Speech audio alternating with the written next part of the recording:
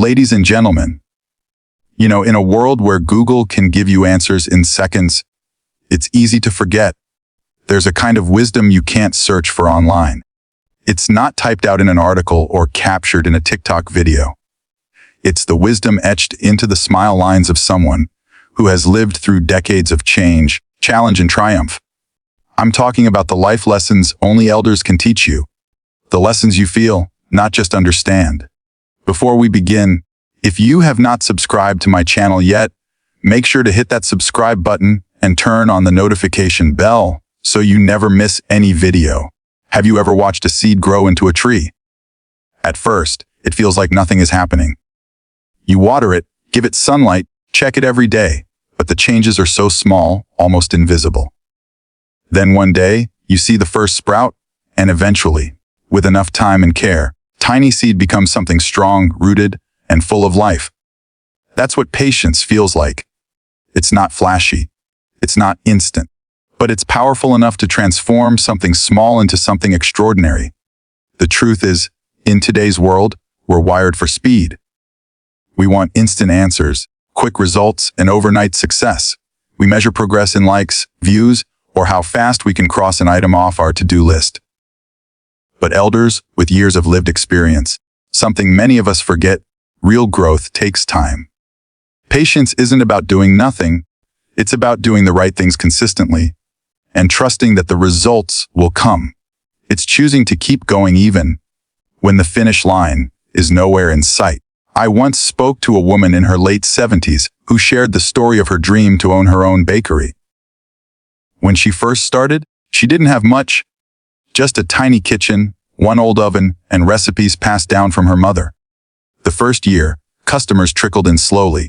She wanted success to come faster, but she kept baking, kept improving, and kept greeting every customer with a smile.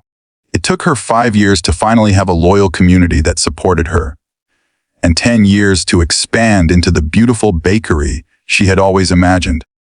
If I had quit in the first year because it was slow, she said, I would have never tasted the sweetest success of my life.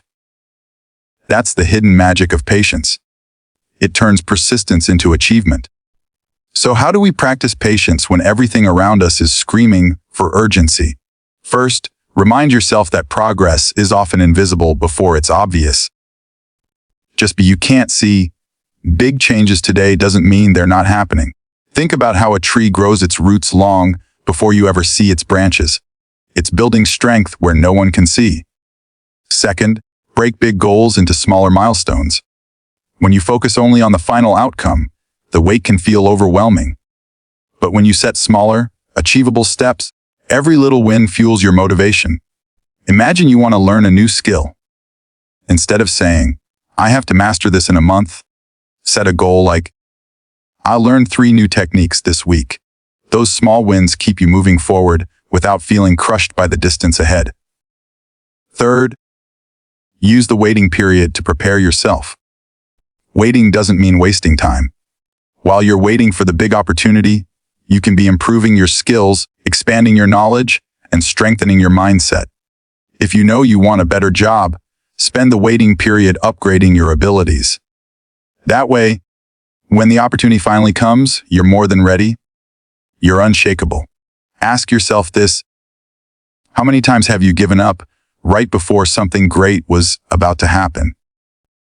How many opportunities have slipped away because you thought the wait was too long? The reality is, most breakthroughs happen just after the point where most people quit. That's why patience is power. It's the quiet strength that keeps you in the game long enough to win. When you embrace patience, you stop rushing life and start respecting its pace. You realize that timing isn't just about speed, it's about readiness. And more often than not, life is getting you ready for something bigger than you can imagine. You might not see the result yet, but every day you stay committed is a day closer to the outcome you want. So the next time you feel the urge to quit because it's taking too long, remember the seed, remember the roots, and remember that some of the most beautiful things in life take time to grow. Patience isn't weakness. It's not laziness. It's the quiet, steady force that turns dreams into reality. Hold on, keep going, and trust the process. Your moment will come, and when it does, you'll be glad you waited. Imagine this. You've worked hard all your life. You've made more money than you ever thought possible, and you're sitting in the biggest house in the city. But when you look around the dinner table, every chair is empty. There's no laughter, no familiar voice calling your name, no one to share your success with. Suddenly, all that wealth feels hollow. Because the truth is, it's not the size of your bank account that makes life rich, it's the people who sit beside you through every high and low. When we're younger, we often chase achievements and material comfort as if they're the ultimate prize. We believe that if we just earn a little more, buy that car, and move into that dream home, happiness will follow. But talk to someone who has lived decades longer than you, and they'll tell you something different. The moments you treasure most will never be the ones you bought. They'll be the ones you shared. I remember meeting an elderly man named Harold at a community event. He had been a successful businessman, owned multiple properties, and traveled the world. But when I asked him what his proudest achievement was, he didn't mention his career. That he told me about a Wednesday night tradition he had with his wife for over 40 years, cooking a simple meal together and playing cards at the kitchen table. He said with a smile, "Was the richest part of my life. And it didn't cost a cent." His words stuck with me because they prove something powerful. Friendship and genuine connection are priceless. The danger in chasing only material wealth is that it can leave you too busy to nurture the relationships that truly sustain you.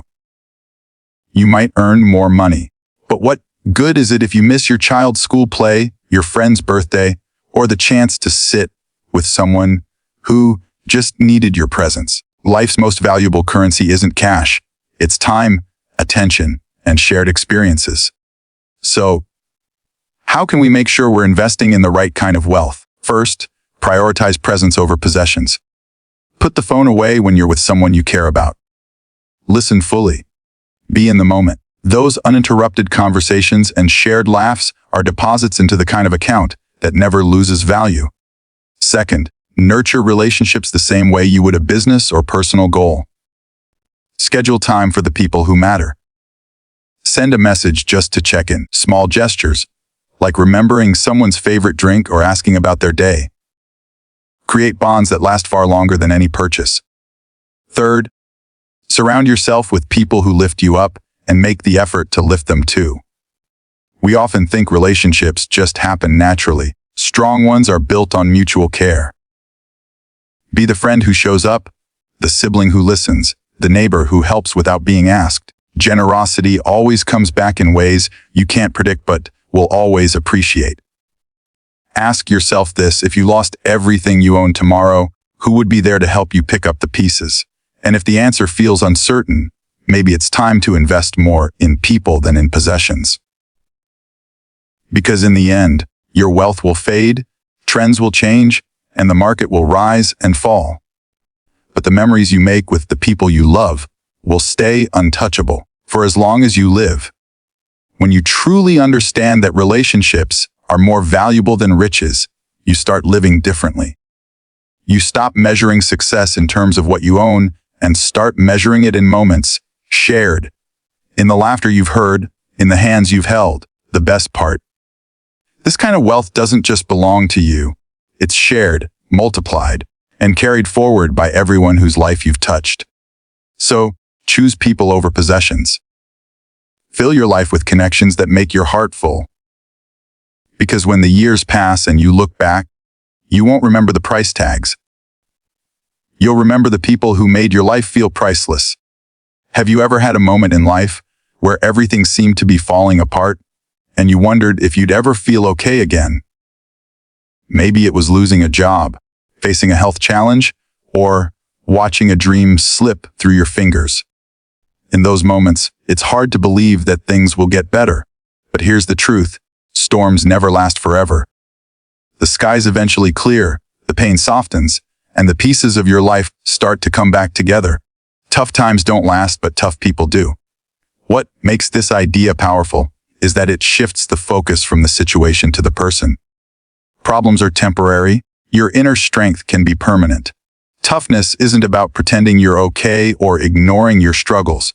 It's about facing them head on, even when your knees are shaking. It's about finding the courage to take one more step, even when you're not sure where the road will lead. I once met a man named Daniel who owned a small restaurant. For years, it was his pride and joy. Then a sudden economic downturn hit, and he lost nearly all his customers. After a month, bills piled up. He could have walked away and said, "It's over."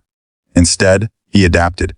He turned his sit-down restaurant into a delivery service, learned how to market online, and personally delivered meals to customers just to keep his business alive. The first year was brutal, but by the second, things began to turn around. Today, his business is thriving again. Not because the hard times didn't come, but because he didn't let them break him. So, how do you become the kind of person who outlasts the storm? First, shinny. To what now? Asking, why me? Keeps you stuck in frustration, while what now moves you toward action. You can't control every challenge, but you can control your response. Second, break your problems down into smaller, manageable steps. When you stare at the mountain as a whole, it feels impossible to climb. But if you focus on just reaching the next step, and then the next, find that progress becomes possible even in the darkest times.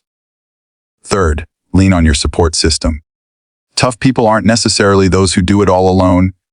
They're the ones who know when to reach out for help. Whether it's friends, family, or mentors, having someone to remind you of your strength can make all the difference. Ask yourself this: can you think of a time you thought you'd never make it through? Somehow you did. We all have those chapters in our lives, and they're proof that you're stronger than you give yourself credit for. Toughness isn't something you're born with.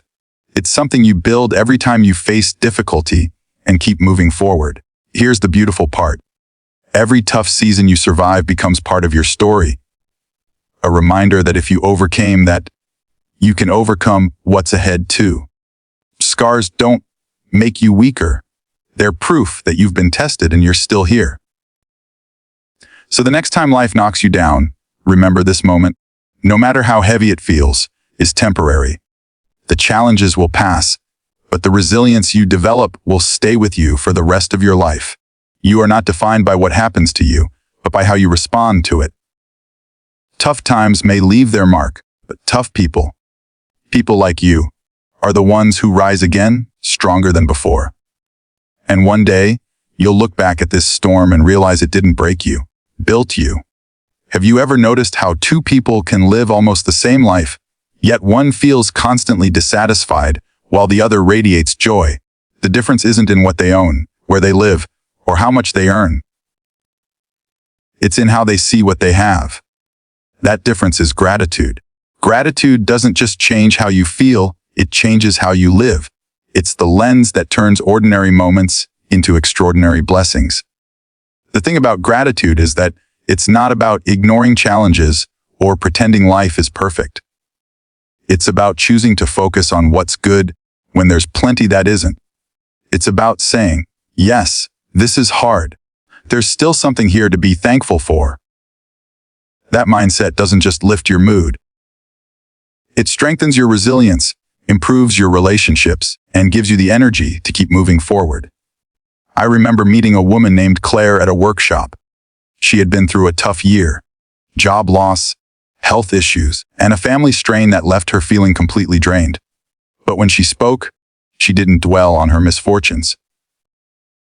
Instead, she talked about how every morning, she wrote down 3 things she was grateful for, sometimes as simple as a warm cup of coffee, a phone call from a friend, or the sound of rain on her window. She told me, I can't control everything that happens, but I can control what I focus on. And focusing on gratitude has kept me standing. Over time, her situation improved, but she said the gratitude habit was the real game changer. It gave her hope before her circumstances even changed. So how can you bring that kind of power into your own life?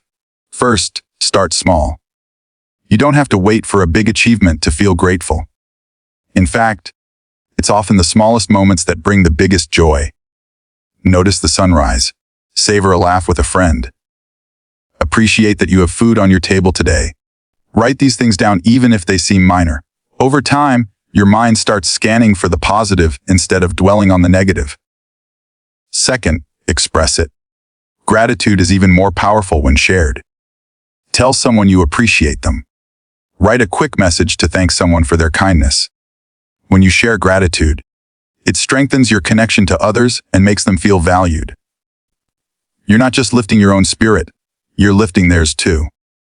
Third, practice gratitude during challenges. This is the hardest step, but also the most transformative. When you're going through a tough time, ask yourself, what can I still be thankful for right now? It might be the lessons you're learning, the people supporting you, or simply the fact that you have another day to try again. It doesn't erase the hardship, but it gives you the strength to face it without being consumed by it. Think about it. When was the last time you stopped to truly appreciate what's already in your life? Or are you waiting for someday? When you have more, achieve more, or feel more ready. Gratitude doesn't require perfect conditions, it creates them. When you choose gratitude, you stop living in a state of, I'll be happy when, and start living in, I'm thankful now. The beauty of gratitude is that it multiplies whatever you have. The more you acknowledge the good, the more good you notice. It turns simple meals into feasts, ordinary days into celebrations, and strangers into friends. The best part, you can start this shift right now without needing anything new, just a new perspective. So the next time life feels overwhelming, pause and ask yourself, what is one thing I can be grateful for today? Let that thought be your anchor. Because when you train your mind to focus on what's good, even in the middle of the storm, you'll find that gratitude doesn't just change your day. It changes your life. And when your life changes, the world around you starts to feel a little brighter too. Have you ever looked back on a year of your life and realized you remember only a handful of moments, but not the endless hours in between? That's because life isn't really measured by the number of minutes we live, but by the moments that make us feel alive. We can fill our days with tasks, schedules, obligations, but if we don't make room for experiences that touch our hearts, we might reach the end of the year feeling like we never truly lived it. The problem is, we often confuse being busy with truly living. We check the clock, we rush from one thing to another, and we pack our calendars so tightly that there's no space left for spontaneous joy. But if you ask someone what they treasure most, they won't tell you. How many hours they worked, they'll tell you about the afternoon they spent laughing until their stomach hurt, or the trip where they watched the sunrise from a mountaintop, or the quiet night when a friend stayed just to listen. Those are the minutes that matter because they turn into memories that last a lifetime. I remember meeting an older man named Robert during a long train ride. He told me he had worked 60-hour weeks for decades, always telling himself he would take more time for his family once things slowed down. But when he finally retired, he realized he had missed countless birthdays, family dinners, and small but meaningful moments with the people he loved most. I thought time was money, he said, but time is life, and life is moments. The money's gone, but so are many of those moments I can't get back. His words were a powerful reminder that minutes are only valuable if we fill them with something that matters to us. So how do we shift from counting minutes to creating moments? First, be intentional about how you spend your time. Ask yourself each morning, what can I do today that will matter 5 years from now?